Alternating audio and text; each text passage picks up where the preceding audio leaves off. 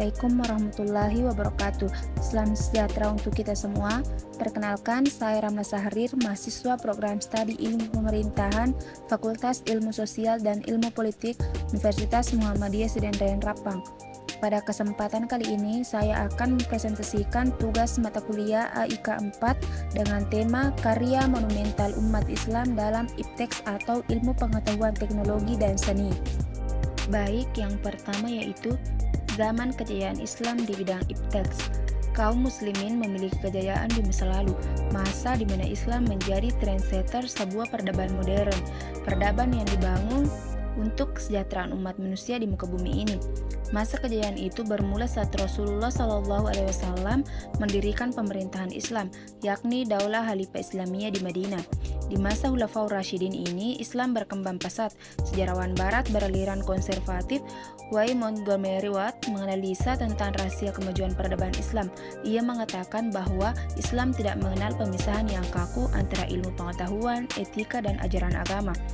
Andalusia yang menjadi pusat ilmu pengetahuan di masa kejayaan Islam telah melahirkan ribuan ilmuwan dan menginspirasi para ilmuwan barat untuk belajar dari kemajuan IPTEX yang dibangun kaum muslimin.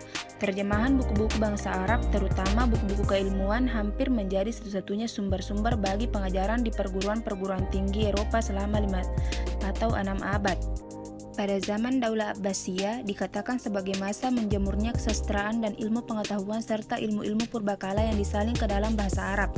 Lahirlah pada masa itu sekian banyak penyair, pujangga, ahli bahasa, ahli sejarah, ahli hukum, ahli tafsir, ahli hadis, ahli filsafat, tip, ahli bangunan, dan sebagainya. Dinasti Abbasiyah membawa Islam ke puncak kejayaan saat itu. 2/3 bagian dunia dikuasai oleh kekhalifahan Islam.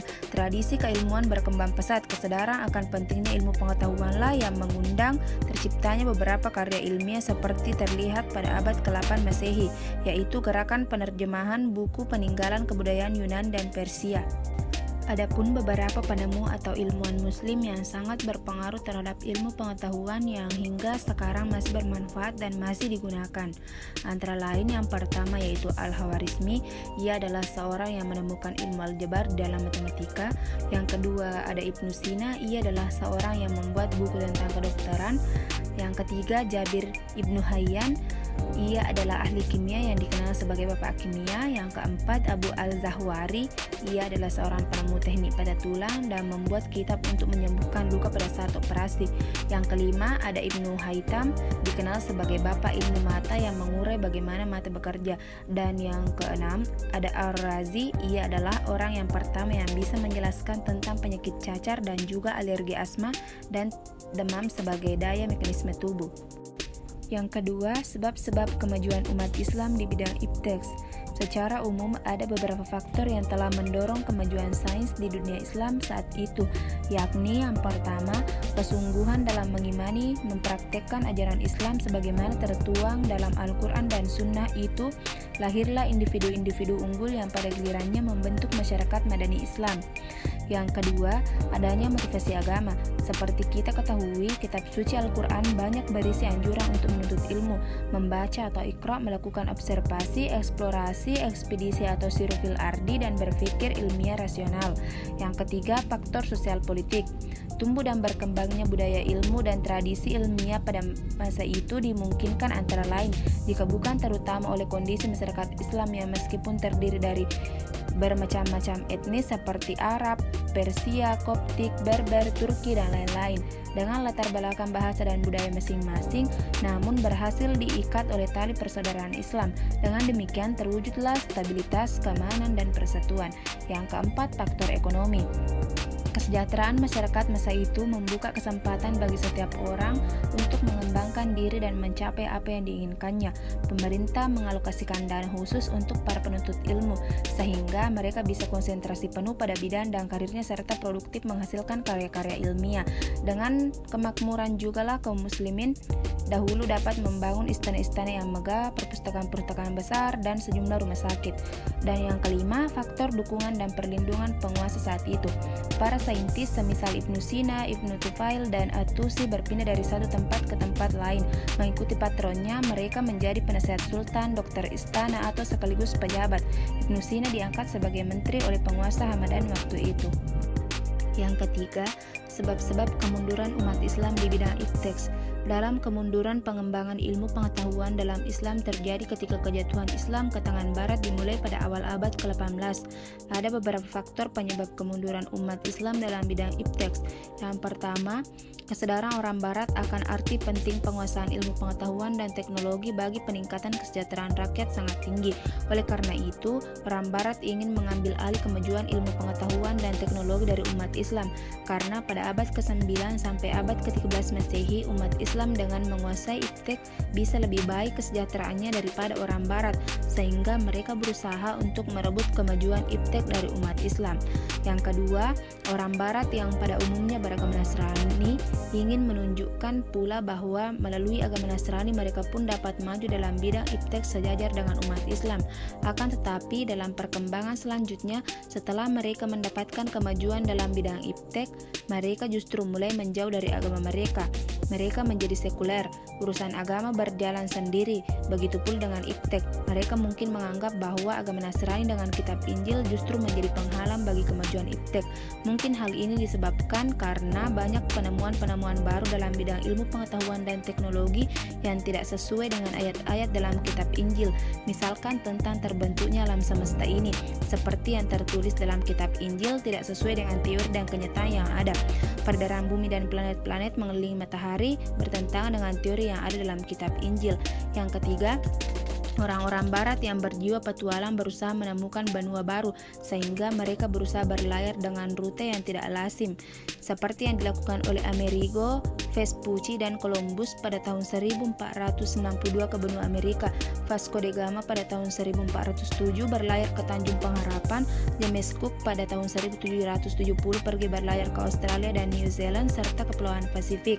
Penemuan-penemuan benua baru tersebut ikut mempengaruhi rute perdagangan yang berdampak terhadap negara-negara Islam pada waktu itu. Rute perdagangan yang semula Syria dan Mesir ramai dikunjungi pedagang-pedagang dari India dan dari Eropa. Setelah penemuan rute benua baru, Mesir dan Syria jadi sepi yang mengakibatkan sumber pendapatan negeri-negeri Islam jadi berkurang banyak. Yang keempat, orang-orang Barat sengaja menghancurkan observatorium Islam yang didirikan oleh Taqi ad-Din di Konstantinopel pada tahun 1580, menjadikan Islam kehilangan sumber pengetahuan dan pengamatan bintang atau astronomi yang sudah sangat maju pada saat itu. Ironisnya, pada waktu yang sama sekitar tahun 1580 juga, orang Barat baru pertama kali membangun observatoriumnya oleh Tycho Brahe. Perlu dicatat bahwa Islam telah memiliki observatorium pertama kali yang dibangun pada tahun 500-an. Jadi orang Islam sudah lebih dahulu maju 1000 tahun dari orang Barat dalam hal pengetahuan tentang astronomi. Yang kelima, perjanjian perdagangan antara Sultan Sulaiman I, dinasti Utsmani dari Turki dan Inggris yang pada mulanya untuk meringankan Turki mengimpor barang-barang dari Inggris dan negara-negara Eropa lainnya. Tapi lama-kelamaan ekonomi Turki banyak tergantung pada ekonomi Eropa. Terlebih lagi dengan adanya revolusi industri di Inggris dan negara-negara Eropa lainnya, produk barang jadi dari Eropa makin membanjiri negara-negara Islam dan keadaan ini juga makin mempengaruhi ekonomi negara-negara Islam lainnya. Yang keenam, ketergantungan negara-negara Islam terhadap ekonomi Eropa lama-kelamaan menjadi suatu bentuk ketergantungan dalam bidang pemerintahan. Inilah awal mula pemerintahan kolonialisme Barat terhadap negara-negara Islam. Akibat kolonialisme Barat, maka negara-negara Islam yang pada mulanya bersatu dari Maroko sampai ke Pakistan, kemudian terpecah belah menjadi negara-negara kecil berdasarkan feodalisme, kesultanan, kerajaan dan keemiratan yang antara satu dengan lainnya saling bersaing, bahkan sampai bermusuhan. Politik pecah belah divide et impera telah melumpuhkan kejayaan Islam pada masa lalu. Yang ketujuh, akibat kolonialisme negara-negara Islam yang semula menggunakan bahasa Arab sebagai bahasa nasionalnya mulai terdesak oleh bahasa penjajah. Keadaan ini sedikit banyak telah menjauhkan mereka dari Al-Quran, padahal Al-Quran adalah juga sumber ilmu pengetahuan dan teknologi. Dan yang terakhir, 8, akibat kolonialisme stabilitas politik dan kemakmuran ekonomi negara-negara Islam mulai menurun, padahal stabilitas politik dan kemakmuran merupakan akar dari berkembangnya ilmu pengetahuan dan teknologi. Hal ini lebih berpapa lagi dengan munculnya kapitalisme Barat. Faktor-faktor di atas menjadi penyebab utama Islam mulai tertinggal dari orang-orang Barat dalam bidang ilmu pengetahuan dan teknologi.